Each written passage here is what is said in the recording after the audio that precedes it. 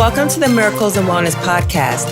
My name is Clarissa Booker, and I'm your life and wellness coach, and also a beauty expert. I am so happy and grateful that you are here. We'll be discussing all things health and wellness, feeling empowered, and loving yourself more while connecting your mind, body, and spirit. Always know that you can manifest whatever you desire for your greater well-being in your life, because I believe that miracles are for everyone.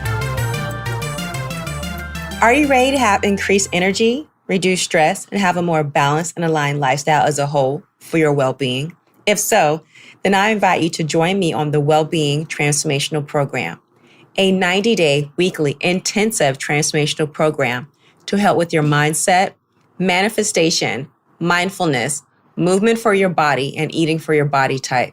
It will help bring your mind, body, and spirit into alignment. It's time to trust yourself and trust the process. I want you to give yourself permission for the transformation to manifest.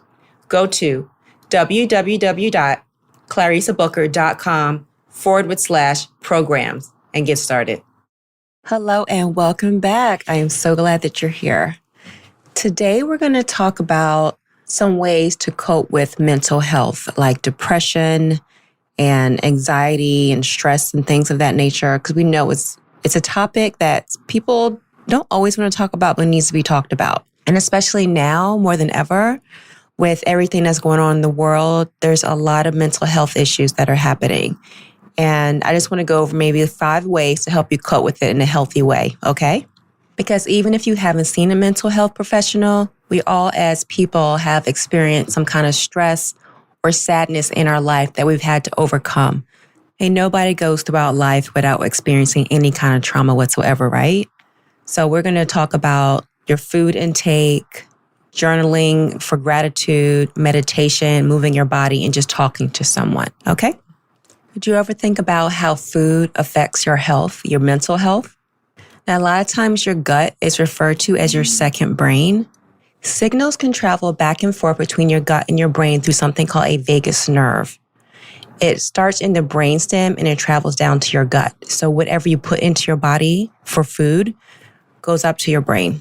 Dopamine, serotonin, acetylcholine all help regulate your mood and process like your thoughts and emotions. And when your body is lacking in these chemicals, a lot of times there's going to be imbalances because there isn't enough or there's too much, and it winds up throwing your mood off. And when your body is healthy and working well and these chemicals are working smoothly, then you'll feel less anxiousness, your depression is down. Now, these brain chemicals are made in your microbiome, which consists of different kinds of bacteria. So you want to try to keep them balanced as much as possible. And incorporating a whole food, more plant-based diet is really good for this. You ever notice how you feel off sometimes whenever you eat something really heavy or just something processed? I mean, you just have like this feeling and there's this heaviness, like you just want to sit, compared to when you're eating something a little lighter or some green vegetables, you feel more uplifted and you have all this energy. Like sometimes when some people feel more anxious or depressed, they eat too much and some don't eat at all. So like I try not to even focus on talking about weight because everyone is different. So eating can come in different forms. And just like you can feel depressed or anxious for a number of reasons. And sometimes you even like skip meals and then you start binging on junk food and then you're not getting any nutrients at all and your body is depleted. And then whatever you're feeling, like if you're having a bad day, it will just feed that which is in your mind instead of making it better. Then your bad bacteria starts outgrowing your good bacteria and you feel like sluggish, right? Like there's someone I know who had clinical depression and also had panic attacks, and she ate very little fruits and vegetables.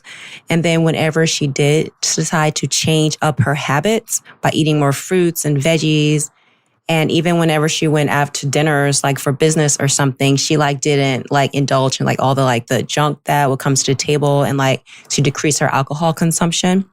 And she just changed, like made lifestyle choices. And she stayed consistent. And within like a few months, her mood lifted. It was like a miracle happened. And she started feeling more alive, more joyous, and she was less anxious. I mean, which is really beautiful to see. Now, that doesn't mean use food to cope, okay? Because that will just develop all kinds of other habits that we don't want.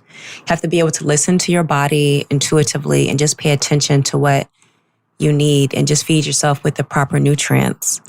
One thing you can do is add in more foods that are like prebiotics and probiotics. So probiotics are like the good guys. They're like good bacteria that promote healthy balance of your gut.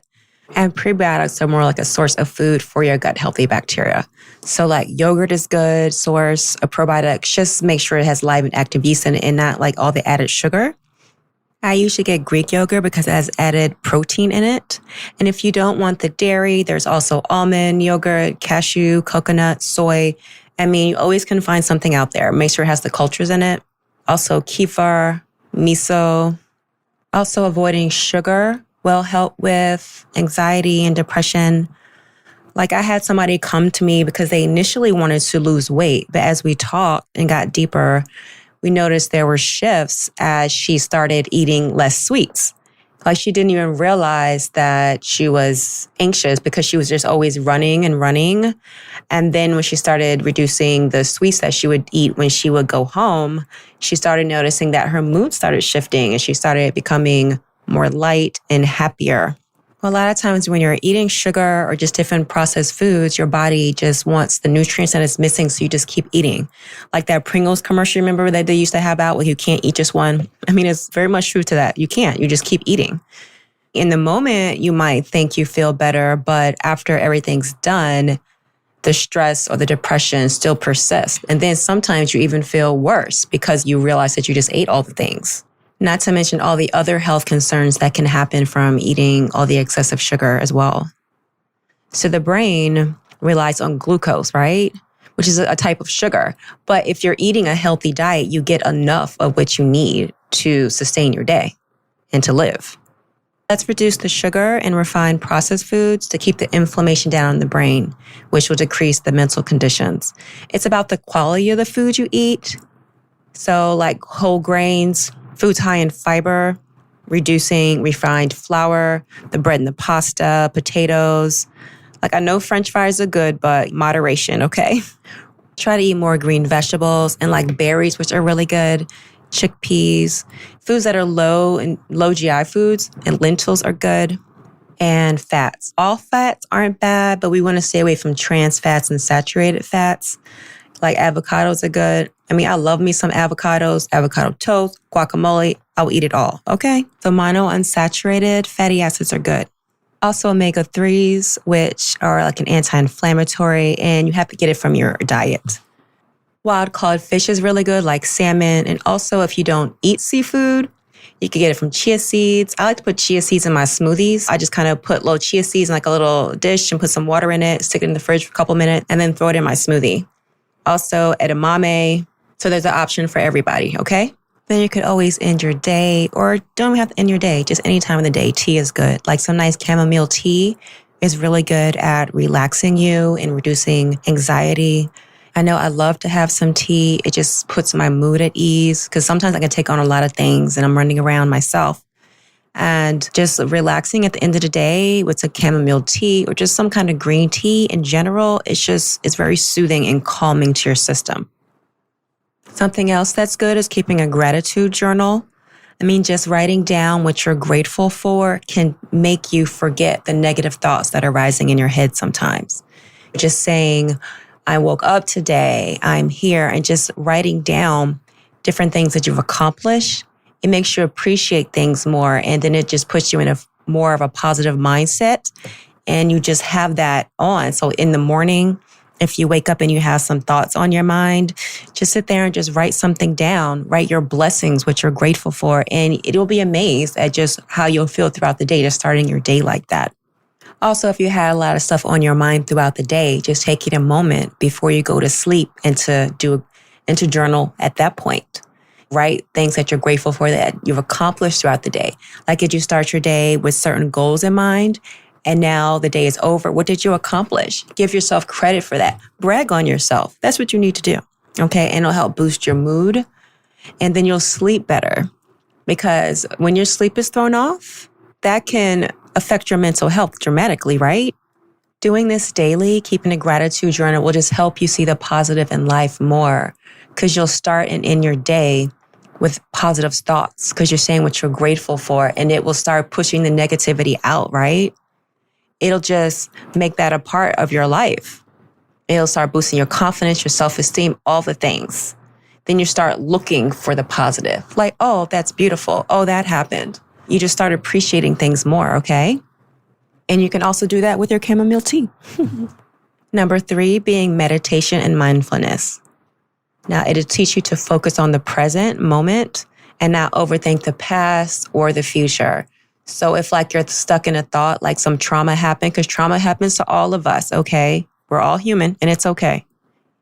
Now, you might keep thinking about it though and be stuck in the thought. That's what we don't want. And meditation can help you process those thoughts and will help you be present in what you're doing now. And so you could try to process and let it go, learn from what happened, just take whatever the positive was from that. And because negative things happen in life, but you cannot hold on to that, right? You can just learn from it or you'll be stuck. We don't want you to be stuck. In the future, we have no say over. So you can write down where you want to be at the top and then figure out how you're going to get there, right? But you don't know what's going to happen, right? And all that overthinking and processing will create anxiety. So the meditation will help your mind from racing. It'll just help you be more peaceful. And the breathing, it'll just give you a moment to be like, oh, it's going to be okay. Just taking nice breaths, just sitting somewhere quiet, or however you like to meditate. Find what works for you. It'll also help you sleep better. We were just talking about how the lack of sleep can affect your mood. So you can meditate, then journal together, and have so much more peaceful and restful sleep. It'll help your deep sleep, right? So if you are having a bad day or you're feeling depression or anxious, you could sit there and try to visualize how you would like things to go. You could just sit there and focus and do deep breathing and just try to visualize how you would like the scenario to play out or how you would like for things to be instead of in your stressful state. And it will help. It will help a lot. Also, number 4 is movement. Now, moving your body helps boost your brain activity, and it just helps you feel better. It can reduce your anxiety, depression, just like all the things. It increases the size of your brain. Now, moving your body increases your oxygen in your blood circulation in your brain and your body. I mean, you ever just hear about that runner's high when you're like working out, like you have all this increased energy and you just like feel amazing. It can elevate your mood. I mean, sometimes it's hard to get in there or to just start. Like whether you go to the gym, you like to work out outside, or just move your body, just getting up and just walking around. Whatever movement you do, you just feel amazing. Sometimes you just need that little push to get started. I mean, you could have a workout partner, a coach. There are just different things you can do. I mean, there's apps for everything now. There really is. And you could even set your phone or your watch to go off to get you in the habit of going. Then as soon as you start moving, you will notice that you'll start to relax and de-stress. You'll just feel happier when you're starting to move your body. It's like there's these chemicals that are activated, dopamine and the serotonin and the norepinephrine, and it'll help improve your mood. It's like once your heart rate starts pumping, it releases endorphins and your energy is increased and your mood is just ecstatic, right? And then your body just starts craving it. So try moving your body at least for 30 minutes if you're not used to doing it on a regular basis. Even if it's just 3 times a week, just try to commit to 3 days a week, at least for 30 minutes. I know sometimes if you are depressed, it's really hard to get up and move. So just start with what you can. Just start with 1 day, then increase to 2, 10 to 3. Just get out there and start moving.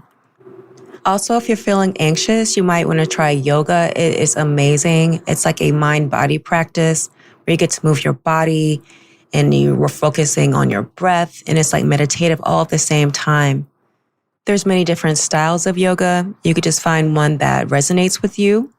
I remember many years ago when I started yoga, I initially got into it because I had like back pain. And for doing it on a regular basis, I felt so much peace. I mean, it was just amazing. The benefits that I got out of it that I was not expecting to get out of it. My stress levels went down because of all the breathing that you do throughout the poses. I was always into fitness, working out, but yoga was new to me. And I just fell in love with yoga and I just do it all the time now to this day. If you're new to it and you're nervous about the poses, you can always find an instructor There's many wonderful instructors out there. There's programs, depending on where you live. You might can take a class, probably outside because we're going through COVID. But there's always a way. And the fifth way is just talking to somebody. It's best not to keep things bottled up. Sometimes you don't know who you could trust. And in society, there has been this picture of like a stigma around asking for help for mental health, and that should not be, because it's worse when you hold it inside. It's best to find somebody you can talk to, whether it's a loved one, a therapist, a coach. Just ask for guidance about where you should go. If you're nervous about talking to somebody, you could take a piece of paper and write down the pros and the cons and just be completely honest with yourself. Know that there is people that you can get help from. There's lines you could call. Don't let it get so bad and bottled up, because stress and anxiety also leads to heart problems, and we don't want to take it that far. So it's always best you could talk to somebody. You might receive encouragement through them. And if the person you're talking to, find somebody who is going to be understanding. You guys can work together and find out where else you could go to get help from. This is why, as a society, we need to be kinder to each other, because you never know what somebody's facing. It could be somebody who's extremely happy. So they seem, right? But underneath, people are going through things. You don't ever know what's going on behind closed doors. So try to be kind to one another and seek help, because you are definitely worth it and you deserve it. And if you know somebody that looks like they're going through something, try to reach out to them in a caring, loving way and be like, hey, do you need anybody to talk to? Just be there for somebody. A helping ear can go so far. Sometimes people don't feel heard. They don't feel seen. Sometimes you just got to be that support system for somebody. But there's always therapists you can call, make an appointment with, talk to somebody. You can do everything is done over Zoom now, so you don't have to be uncomfortable if you feel like you don't want to go into somebody's office, or find a coach. Just find somebody that you feel comfortable with, okay? So I hope this helped you guys. To recap over the 5 ways to help you cope. You have nutrition, a gratitude journal, meditation, mindfulness, movement, and talking to somebody. And I am also available if you feel like you don't have anybody else to talk to, because there's always somebody out there to help. I love to help people with weight management, and it's not just about losing weight, because everybody's situation is different, and anxiety and stress. So feel free to contact me if you need somebody to talk to, okay? Until next time. If you like my mommy show, leave her a review. Bye, guys. Thank you so much for coming by. And if you enjoyed the show, I would love for you to head over to iTunes, subscribe, share, and leave a written review at Miracles and Wellness. I would love to know your thoughts and what you would like for me to talk about next. Also, let's connect on Instagram at Clarissa D. Booker. Until next time, love and light.